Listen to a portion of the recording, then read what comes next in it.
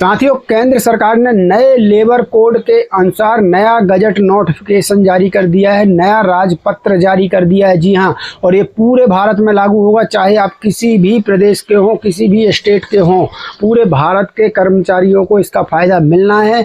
दोस्तों, ये बोनस को लेकर ये केंद्र सरकार का राजपत्र जारी हुआ है, यानी कि जो अस्थायी कर्मचारियों को जो बोनस मिलता है वो अब नए लेबर कोड के हिसाब से बोनस दिया जाएगा। यानी कहीं ना कहीं अस्थायी कर्मचारियों को जिनका वेतन 7,000, 10,000, 12,000, 15,000 रहता है, उनको कहीं ना कहीं इससे बड़ा फायदा मिलने वाला है। तो पूरा राजपत्र दिखाएंगे, सरल भाषा में आपको समझाएंगे इससे आपको कितना फायदा होने वाला है, तो वीडियो को जरूर देखिएगा। दूसरी बड़ी खबर मध्य प्रदेश से है, जहां पर 3 लाख से ज्यादा आउटसोर्स संविदा दैनिक वेतनभोगी कर्मचारियों की जो वार्षिक वेतन वृद्धि होती है, उसमें सरकार ने क्या चाल खेला है, ऐसा आरोप लगा रहे हैं कर्मचारी संगठन और उनके नेता। पूरी खबर जान जाइएगा, क्योंकि वार्षिक वेतन वृद्धि जो होती है वो बहुत महत्वपूर्ण हिस्सा होता है वेतन को बढ़ाने के लिए। तो इस पर मध्य प्रदेश से बहुत बड़ी खबर आ रही है, जहां 3 लाख अस्थायी आउटसोर्स संविदा दैनिक वेतनभोगी कर्मचारियों की नौकरी का सवाल है। ये बहुत बड़ी और बहुत महत्वपूर्ण खबर सामने आई है, तो दोनों खबरों को ध्यान से देखिएगा। वीडियो करते शुरू, आप सभी का बहुत बहुत स्वागत है पार्थ गुरु ज्ञान चैनल में। मैं सतीश तिवारी लेकर आया हूं आपके लिए 2 महत्वपूर्ण खबरें। सबसे पहले बात करेंगे केंद्र सरकार के गजट नोटिफिकेशन यानी राजपत्र की। तो साथियों, सबसे पहले समझते हैं राजपत्र में सरकार ने क्या कहा है। जी हां, राजपत्र में आखिर सरकार, केंद्र सरकार क्या कह रही है। आपके सामने जो दस्तावेज है वह भारत के राजपत्र यानी द गजट ऑफ इंडिया में प्रकाशित केंद्र सरकार के श्रम एवं रोजगार मंत्रालय की अधिसूचना है। ये आप देख पा रहे हैं पूरा राजपत्र, ध्यान से देखिए। इसमें कोड ऑन वेज 2019 की बोनस की गणना के संबंधित बताया गया है। अब इसे बिल्कुल आसान भाषा में मैं आपको समझाऊंगा। जी हां साथियों, इस पूरे राजपत्र को ध्यान से देखिए। सरकार इस राजपत्र पर कह रही है कि जिन कर्मचारियों को बोनस मिलने की पात्रता है और उनकी मजदूरी 7,000 रुपये प्रति माह से ज़्यादा है, तो बोनस की गणना करते समय उनकी पूरी वास्तविक मजदूरी को आधार नहीं माना जाएगा। जी हाँ साथियों, इस राजपत्र को ध्यान से देखिएगा, पूरे भारत में लागू है। इसके लिए 7,000 रुपये प्रति माह या केंद्र सरकार द्वारा निर्धारित न्यूनतम मजदूरी, इन दोनों में से जो राशि अधिक होगी उससे बोनस की गणना का आधार माना जाएगा। मतलब जो भी राशि अधिक है उसे ही बोनस का गणना माना जाएगा, ताकि कर्मचारियों को ज़्यादा फायदा मिल सके।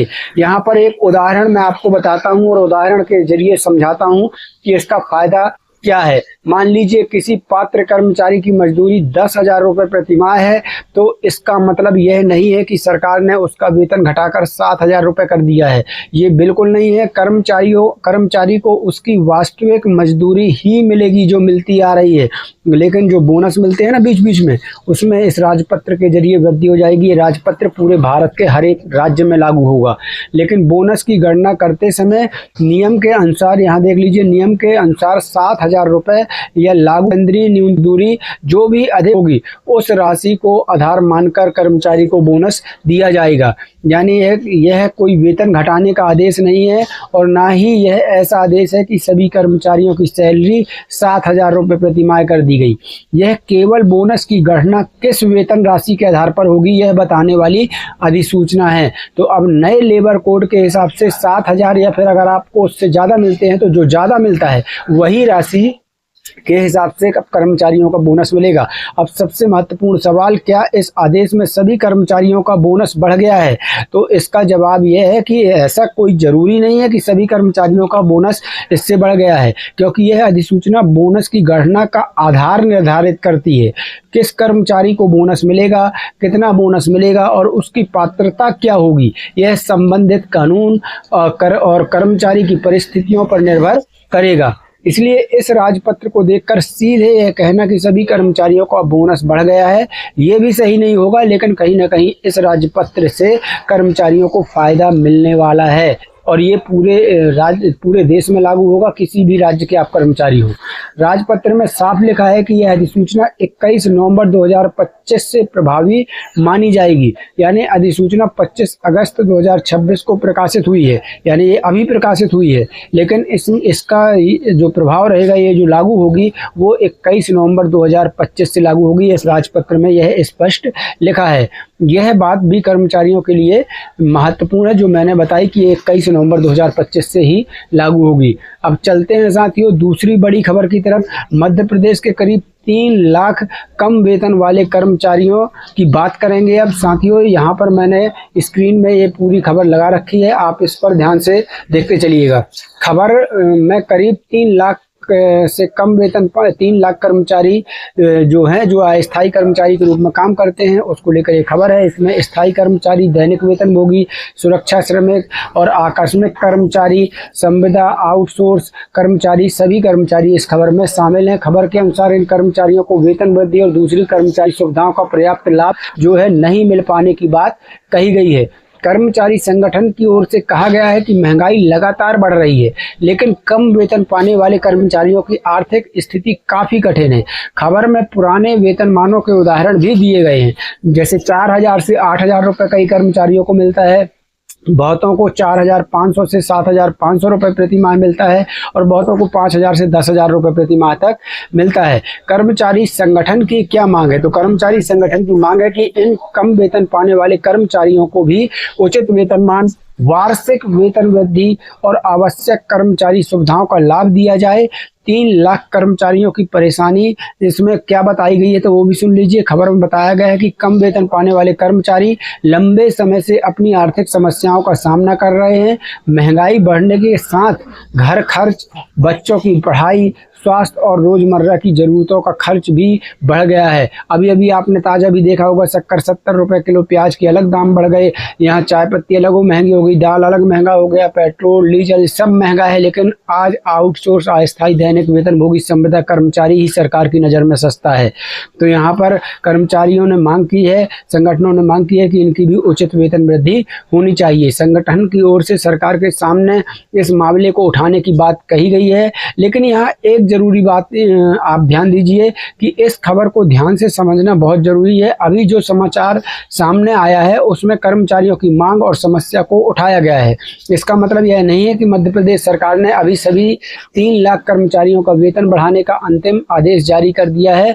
जब तक सरकार की ओर से इस संबंध में कोई नया आधिकारिक आदेश जारी नहीं हो जाता, तब तक वेतन वृद्धि की मांग के रूप में ही इसको समझना चाहिए कि कर्मचारियों ने मांग की है। अब देखना होगा कि कर्मचारी संगठन की इस मांग का सरकार पर क्या असर पड़ता है। दोस्तों, आपका वेतन कितना है कमेंट में जरूर बताइएगा, क्योंकि मध्य प्रदेश के आउटसोर्स संविदा दैनिक वेतनभोगी कर्मचारी ही सबसे ज़्यादा इस समय परेशान हैं, कम वेतन पा रहे हैं।